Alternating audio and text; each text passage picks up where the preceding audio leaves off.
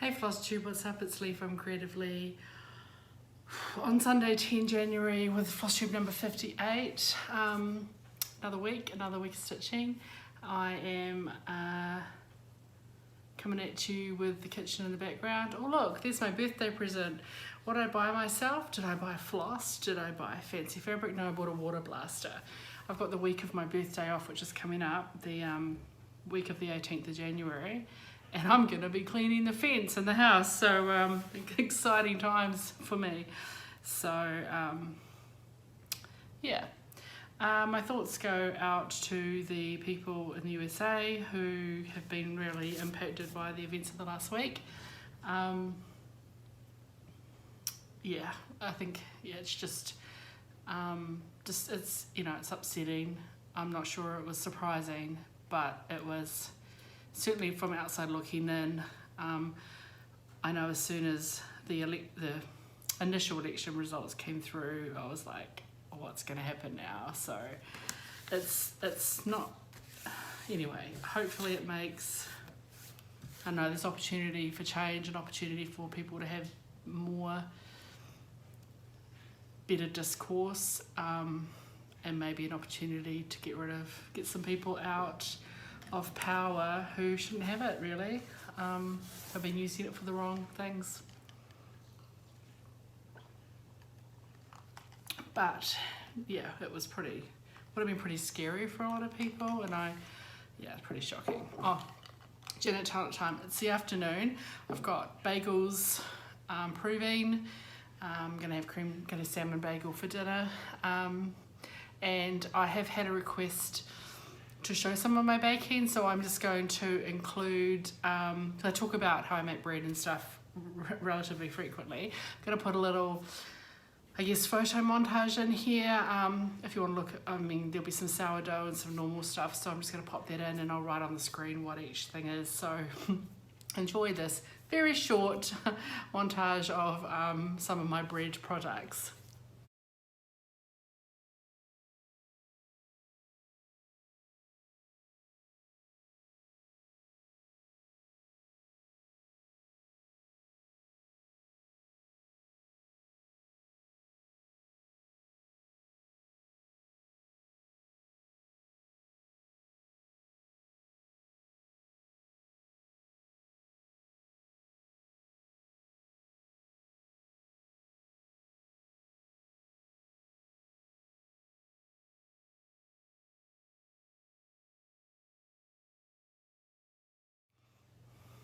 Okay, so I hope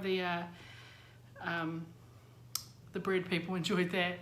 I like making bread, and the bagel recipe that I use is just fantastic. If you're interested, I'll do my best. Yeah, I'll add a link to the bagel recipe that I use. Well, I'm back in the office tomorrow. This will be the first week since I think the 18th of December is when my last day was in the office, so it's been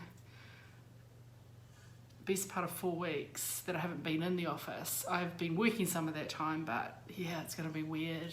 Trains are back to normal tomorrow, so we can get in, and so a week in the office, then I have another week off, so I've got to ease into the year. Yeah, bought a water blaster for my birthday. It's so sensible, aren't I? But hey, it's orange, so it should be good. And it's got a 2-year guarantee, so if it's shit, I'll take it back. Oh, I don't have a hose though, so I've got to get a hose.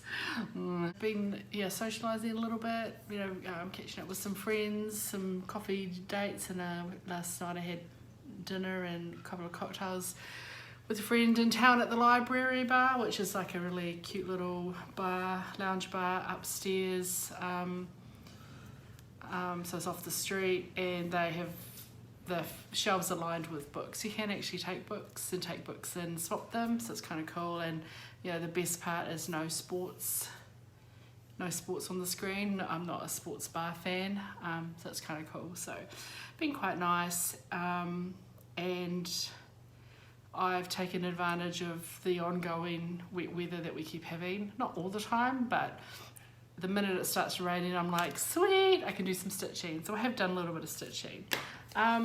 Before we get into stitching, I will just go through some stuff that's come in, some happy mail. First up, I have my December 2020 Silks For You Colour of the Month Club. So we've got another purple, but it's quite a true purple. So these are the colours here. So these are unicorny, but they're not, like especially that one, they're not true colours, they're slightly muddy, and I do like a good muddy colour. I've got colour CM009, so it's quite a true purple.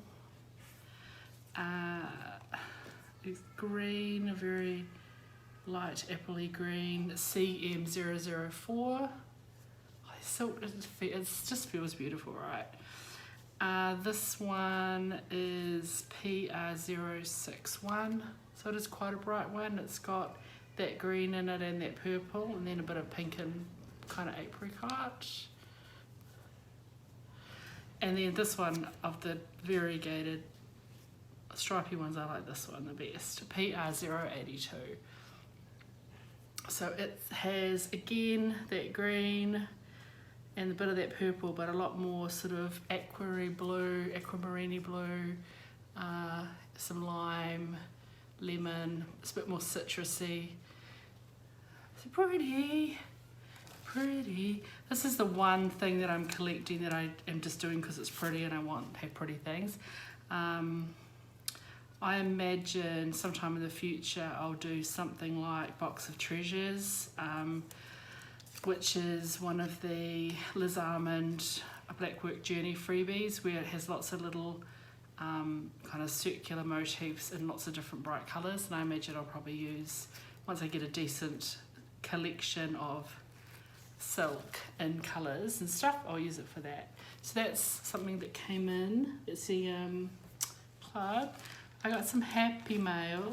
Before Christmas, somebody was selling, Michelle was selling destashing some stuff, so I picked up, which has been on my to stitch list for a long time, the Ink Circles Cirque des Souk, and she basically had decided she wasn't going to stitch it. She included a nice little note to say, which I cannot find. I got a little Christmas card. So I'd said to her I wasn't going to be home, so don't worry about posting it quickly. Yeah, she says, thank you for buying the pattern. I'm happy it's going to such a prolific stitcher. Thanks for your time on your YouTube channel. So thanks, Michelle. And the bloody postie in the box, it's a bit annoying, but it's not really badly folded. But yeah, they could have treat things with a bit more love, right? So I'm looking forward to that in the future, but I have to finish my other circles first, right? So that's kind of cool. And then I got some surprise happy mail, and I have checked with Gail, and she's happy for me to share. So I had a surprise. She posted it on the 12th of December, and it arrived this week. And I was having a bit of a meh day, and it was really nice to get something unexpected. So cute little card, and she also bought me a couple of coffees. So if you're not aware, I have a link to buy me a coffee to help with things like shipping costs and buying equipment and a bit of my time, giveaways and stuff.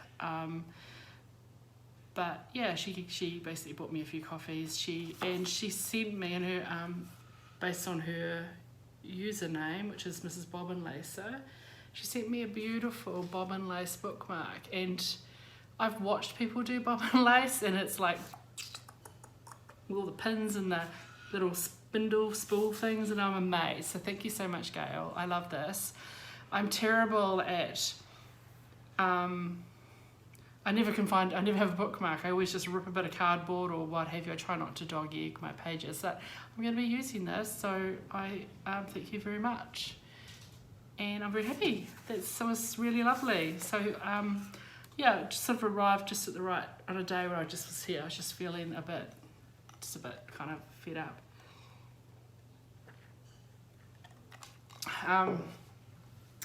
Yeah, we've got So thoughts go out to folks in Brisbane, Australia, with ongoing, I mean around the world really, right, ongoing COVID and stuff. Some of you will be aware that the Greater Brisbane area in Queensland went into at this stage 4 days of lockdown last week. Just so happens that the young lady who the community case had with the UK strain that sort of triggered this whole event, she was a cleaner at managed isolation facility, hotel I guess, and she, through routine testing, was found to have COVID, and a week ago was clear and this week wasn't. Her partner is my eldest nephew's good friend. They grew up together here in New Zealand, and they worked together in Brisbane. And on Monday they were like, hey, I haven't seen you for 3 weeks, millennial hugs and all that. So bit scary. Where my nephew works and where her partner works, where they work, has been shut down, pending everyone being tested and I guess cleaned and what have you. My nephew and his fiance have come back negative. And as far as I'm aware at this stage, the partner is negative as well. So hopefully with a short lockdown they can get on top of it. Yeah, got a bit close to home there. It's just, weird times, right? And then my poor dad's doing good. Yeah, his cousin, who's kind of the closest he has to a sister, has been battling brain cancer, and it sort of came back or started up. Her medicine stopped working a few months ago, the cancer drugs that she was on. And it looks like it's advancing, and he rang, he's pretty upset, as you can imagine. And the last week she's gone blind and deaf, and some other less pleasant symptoms. She's not in pain. I guess it's a brain thing and it's affecting, she's getting neurological issues. But I mean, how scary to suddenly not be able to communicate. So she can talk, and he said she's in reasonable spirits, but she can't hear or see. Like, it's just, sudden. So it's quite a sad time. So, as I said, 2021, doing your best. So we're trying to keep positive, and I don't know, it's just, I imagine that she probably doesn't have that long. Yeah, it's just really sad. So I'll be messaging with it's my dad's cousin, somewhat my her daughter, my cousin, just to say, because I can message with her on Messenger saying, give everyone a hug and thinking of them all through sad times. Okay, one question I had from someone was to talk about my stitch palette cards. So I'm guessing these. So this is what I use for my Quaker Seasons of Friendship. So this is what I did for this. I decided that, because stitchpalettes.com, I'll again try and remember to put the link down below. They have an Instagram account, which is where I saw them first, and they also have a website, and they do sell some palette little ebooks and stuff now as well, but they have a website that's sort of free. So they harvest these palettes, and then they apply match DMC codes to them, and they have different themes. This one's called Red Blossoms, I guess because of the picture. And so all I did is I screenshotted it, printed it, and then stuck it on a bit of card, and then I screenshotted the palette, made it bigger, printed it bigger, stuck that to a bit of card and shoved some holes in it, which these holes, because I couldn't find my whatever hole punch size that is, I just randomly, so I'm pretty rough. Like, this is going in the bin, so not like I need to keep it forever. And yeah, so that's what I did. So yeah, Stitch Palettes is a great Instagram account to follow, and website to go to for inspiration, if you're looking for something, there's a few palettes that I love that I'm like, well, I'm definitely going to stitch something using that palette because the colours are just luscious and beautiful. So yeah, does that hopefully that explains it. If that's what you were talking about, was my stitch palette cards, and otherwise I just grab a bit of card. Some of these are just bits of card with I glued some lined paper on. Sometimes I use index cards, sometimes I use tags. Basically every project I write the name, I just write the details on it because you forget, right? And everybody wants to know, and it's easy for me just to go like this and show you the details. Which, by the way, now that I'm flashing this up, I have a finish on my date. I finished this, Quaker Seasons of Friendship by Carolyn and Thistle, aka the design team, the chart designers at Dying to Stitch. I had sufficient rainy days that I just stitched and I got it finished on 7th of January. So I started it on my birthday last year, 18th of Jan 2020, and I finished it just shy, 11 days shy of a year, 7th of January 2021. So I was expecting to finish it by my birthday, and I definitely did. And again, it was not working and rainy days. So I've already flashed up that I used the Red Blossoms colour palette. There's some 40 count fog linen from Country Stitch here in New Zealand. And here is my finished Quaker Seasons of Friendship. And to say I am pleased is an understatement. I've got a couple of things to say about it. I'll just let you look at it for a little bit longer. If I hold it still, maybe it'll become my screenshot. I added in a whole lot of signatures, no initials, and I decided that this is actually now my Quaker Seasons of family. I decided to use my family, I think I'd mentioned that. My immediate family, which I include my step family in that, and I went with maiden names of all the women, especially since at least 2 of them have been married twice, and my nieces of course aren't married, they're all young. I've never been married, and my sister's been married twice, and my stepmother was married twice. My stepmother went by, like, even when she married my dad, she still kept her first married name because her boys had, it was like, I just went with everyone's maiden names, and I will type something up that will go on the back of it when it gets framed that has what all the initials are for and their dates of birth and their dates of passing, death date, what date's that called? If they have one, like my mother has one, and kind of what the relationship is, just for prosperity, I would hope, yeah. And for some of the letters I modified the font that comes in the pattern, in the chart. And yeah, everyone's in their season. I had one thing that I would recommend for people if they are stitching this and they haven't already stitched too much, before you fill in all the sprinkly bits, make a decision about what initials you want on them so that you don't have to frog, not a whole heap, but the chart's pretty full. So all the spaces are full, and if you want to put triple initials in, all of the letters are 5 high, and most, if you've got 3 initials, they're usually around sort of 12 to 16 stitches wide. There aren't a lot of places where you've got 7 by 18 available, you know, to have a gap either side. So I did have to unpick a few things. In most cases, I picked incidental sprinkles. So, for example, you know, little filler bits and pieces.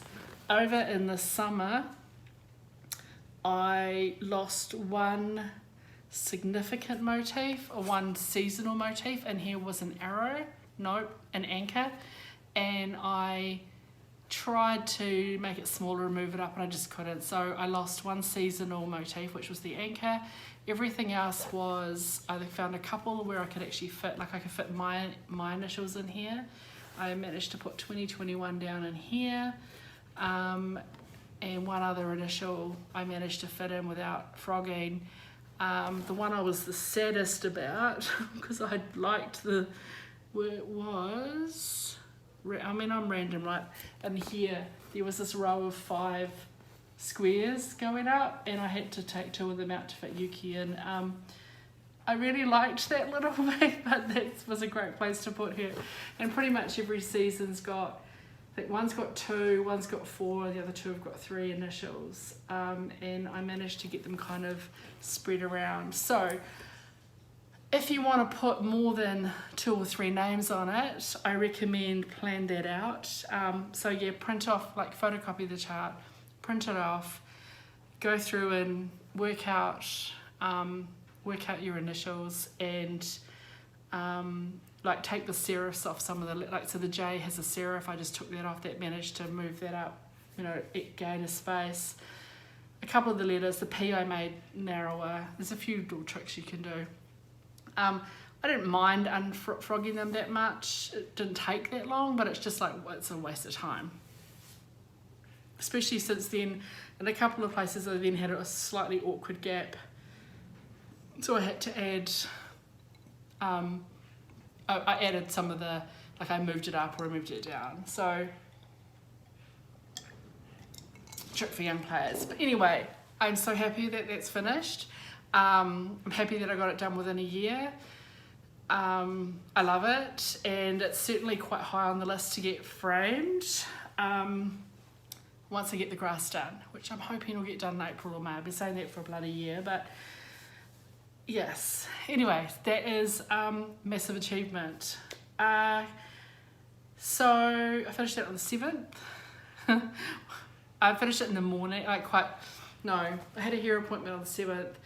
I charted the letters in the morning because I had about an hour before I had to leave, so I went through and, you know, with an orange felt tip pen and charted them on the map, worked out what I was going to have to unpick, and then when I got home that afternoon it rained, because it always rains when I get my hair done, and I got that stitched, and I was like, yay. So then I'm like, what else should I do? So of course that's not all I finished that week or stitched that week. I picked up, because I love it, I love everything I stitch, so I shouldn't really, but I picked up Sunrise from Carolyn Manning Designs, the stitched on the 20 count Aida Soleil from Tom and Lily Creations, and I did a little bit more on that. Basically worked up here, here and down here, so this sort of, these lighter blues and apricot-y peachy colours done. It's so quick, so much quicker to stitch on 20 count Aida than it is on 28 count Brittany 1/1, but really happy with it. I think it's so pretty. This is pretty much a quarter here, so I reckon I'm over an 1/8. So that's coming along. It was basically gave that an evening. What else? Then on Thursday, or same day really, the Peppermint Purple 52, what are they calling it this year? Blackwork, the 2021 SAL, the square one, the first block dropped for us on Thursday. And I started that, so I've done the first block, and then I decided to do the basic outline around the whole piece. I'll outline each block as I do it, but just did the big outline. I do intend to do at least the filler pattern. I don't think I'll do the what looks like quite an Art Deco-y pattern around the outside. I might just do a solid line, because I think it will make it, I don't know, I'll decide, but I got that done anyway, so happy with that. So I might keep up with that one every week, because I don't know, we'll see. And then yesterday, Saturday, I picked up Hoity Toity by Long Dog Samplers, which hadn't had any love for a little while. And I got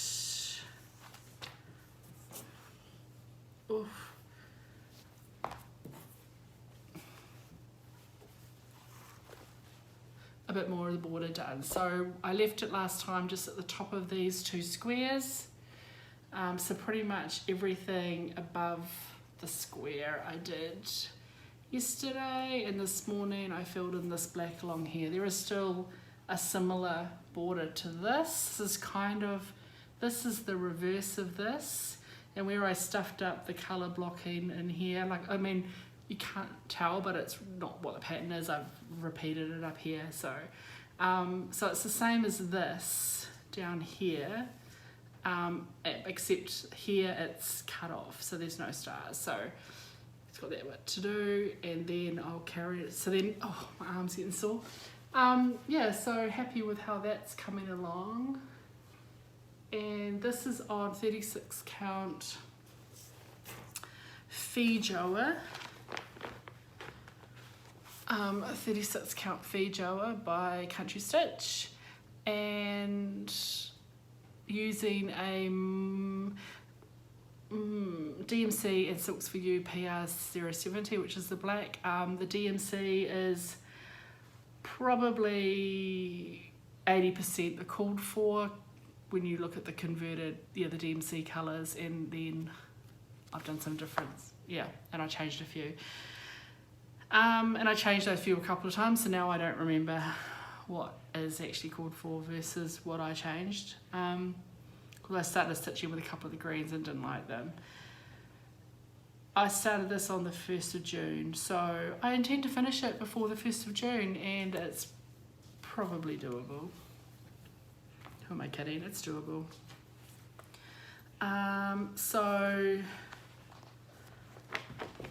yeah. That's all I've been stitching. So one finish, one start and 2 whips, because I started the Blackwork piece. Yay me. That's it. Last week's was a really long video, and it took me a bloody long time to get it uploaded, so I'm not going to go on any longer. I'm going to stop here. Thanks for tuning in. Thanks for your support. Thank you for your comments. I'm happy that people enjoy having a coffee with me on a Monday morning. I get a lot of messages from expat Kiwis living overseas who enjoy my Kiwi accent, so I'm pleased that I can bring that to you. And as always, stay safe, be kind, find joy in your stitching, and don't let your needles rust. Ciao.